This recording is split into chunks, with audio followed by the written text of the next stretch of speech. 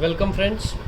इस क्वेश्चन के अंदर हमको कहा गया है कि एक सिलेंडर है और उस सिलेंडर की प्रॉपर्टी में हमको ये बताया गया है कि उसकी रेडियस और उसकी हाइट दोनों इक्वल है। अब एक सिलेंडर के बारे में बात करें तो इसका मतलब हमको आर और एच बोथ आर इक्वल। तो चलो यहाँ पे एक चीज़ ये पता है हमको।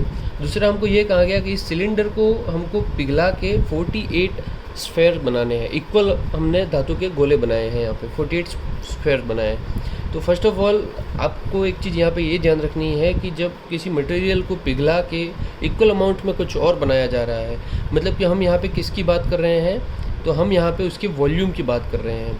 एक सिलेंडर का जो वॉल्यूम था वो अभी इक्वल हो गया है 48 स्फेयर्स के।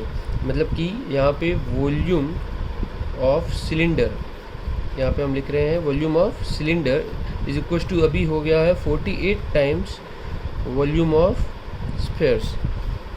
तो अभी हमको लिखना है कि सिलेंडर का वॉल्यूम क्या होता है। सिलेंडर का वॉल्यूम का फार्मूला अगर आपको पता है तो ये बहुत इजी है। सिलेंडर का वॉल्यूम क्या होता है, पाई आर स्क्वायर इंटू एच। अब यहाँ पे एक चीज़ देखनी है कि पाई आर स्क्वायर इंटू एच लिखूँ मैं या उसकी जगह पे, क्योंकि एच और आर दोनों इक्वल है तो हम लिख सकते हैं पाई आर स्क्वायर इंटू आर, या फिर आपको एक बार के लिए हम लिख देते हैं एच इज इक्वल टू, ये किसके इक्वल है 48 टाइम्स। और यहाँ पे हम बात करते हैं सिलेंडर की तो हम इसको लिख देते हैं आर सी, क्योंकि ये किसकी है, रेडियस सिलेंडर की। इसी प्रकार हम स्फेयर की बात करेंगे तो इसकी रेडियस हो जाएगी आर एस, तो ये हो गया आर सी। तो और इसका वॉल्यूम क्या होता है, वॉल्यूम ऑफ स्फेयर क्या होता है 4/3 पाई आर क्यूब। तो ये हो गया आपका 4/3 पाई आर एस का क्यूब। आर एस का मतलब है रेडियस ऑफ स्फेयर। यहाँ पे और अब इसको सॉल्व करेंगे, ये हो गया पाई आर सी, एच की जगह पे हम रख सकते हैं आर सी, तो ये भी हो गया आर सी का क्यूब इज इक्वल टू, इसको आप फर्दर सॉल्व करेंगे तो ये हो गया 64 टाइम्स पाई से, यहाँ पे पाई से पाई कैंसिल भी कर सकते हैं तो इसको लिखने की भी ज़रूरत नहीं है।